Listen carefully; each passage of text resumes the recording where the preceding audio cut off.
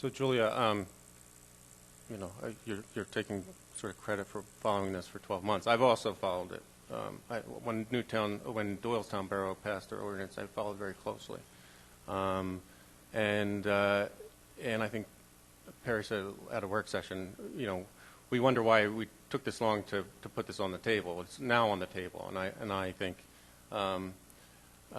we should act tonight. And I'm falling back on some words from Lyndon Baines Johnson when he signed the Civil Rights Bill, July 2nd, 1964. The Civil Rights Act is a challenge to us all to go to work in our communities and our states, in our homes and in our hearts, to eliminate the last vestiges of injustice in our beloved country. I think we should take the first step tonight. So I'd like to make a motion to authorize the solicitor to draft an anti-discrimination ordinance for Newtown Borough. Second. Okay, it's been moved and seconded. Any additional discussion among council?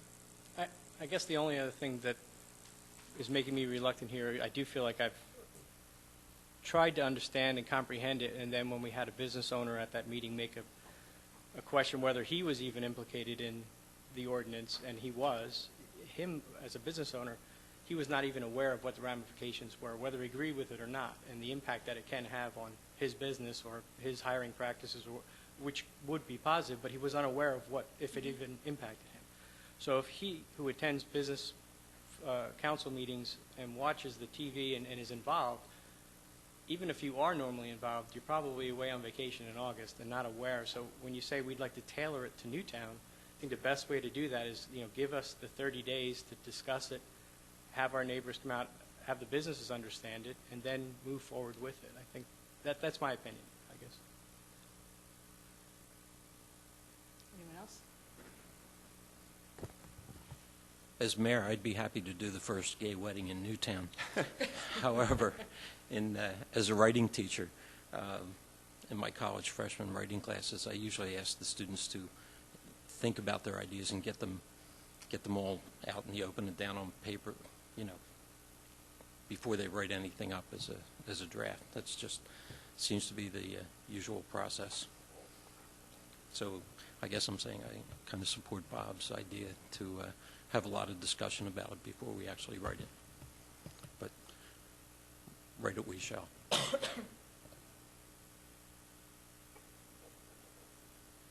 other discussion? Just as a business person, it's always good to have something on paper to have the discussion about. And that's all we're asking. Does anyone from the audience wish to weigh in?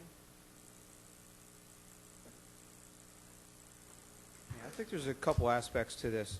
One, first and foremost, is a financial aspect to it.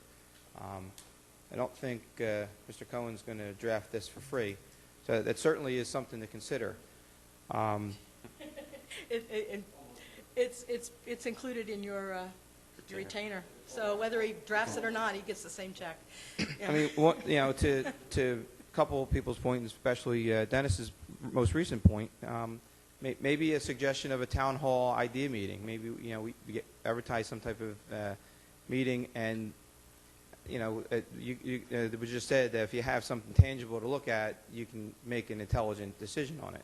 Well, apparently you have 3 or 4 examples in front of you of other boroughs or municipalities that have a related ordinance. It's something we could look at. Bring in business owners, bring in the public, bring in church leaders, who probably have their own thoughts and their own principles on all these types of things, and it just to bring relevance to all this.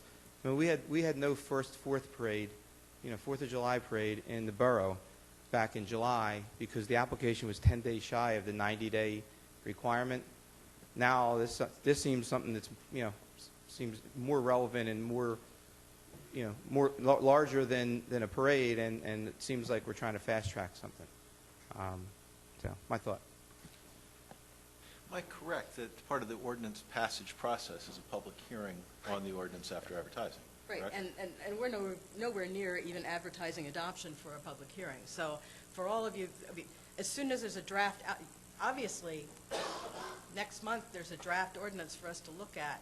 The public is involved in those meetings, the public has an opportunity to talk about portions, and it's absolutely going to be an open process with the members of the community.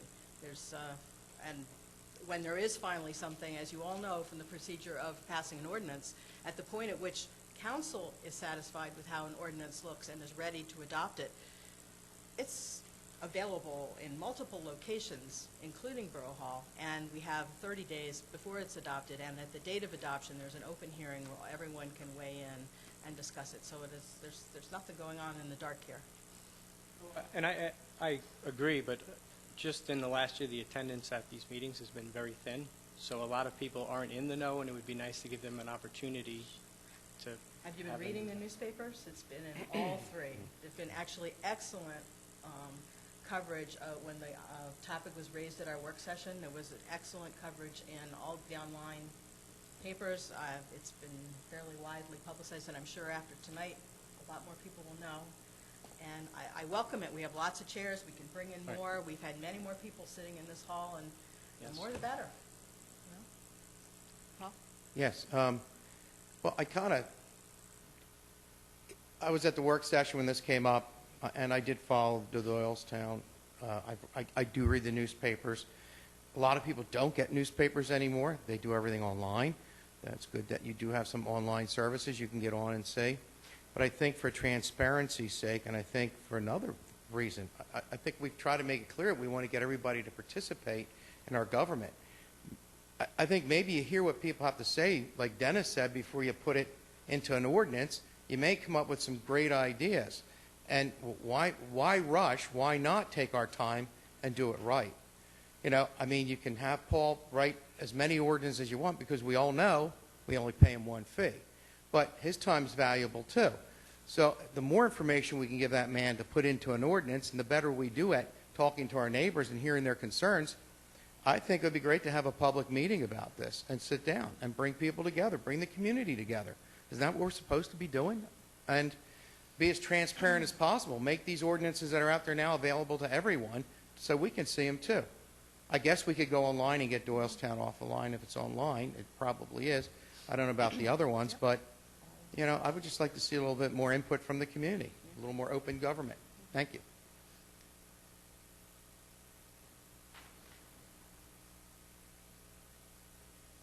The question seems to be whether to move ahead and get a concrete draft of something to discuss or to dawdle. I'd like to point out what we're talking about is a corrective. And it's a corrective to attitudes, opinions, and prejudices that have lasted a very long time, much too long. Just as the Civil Rights Act of 1964 was a corrective to behaviors, attitudes that lasted far too long. To gather opinion is nice, but it's not what needs to be done. What we need to do is guarantee to all our townspeople, to all our citizens, the rights of citizens of the town, of the state, of the country, of our democracy. And this is already too late, and what we're doing is catching up. We're not, dawdling has been done. What we need to do is assure people the rights they should have had for a very, very long time. And I think opinion isn't as pertinent as constitutional rights. Thank you.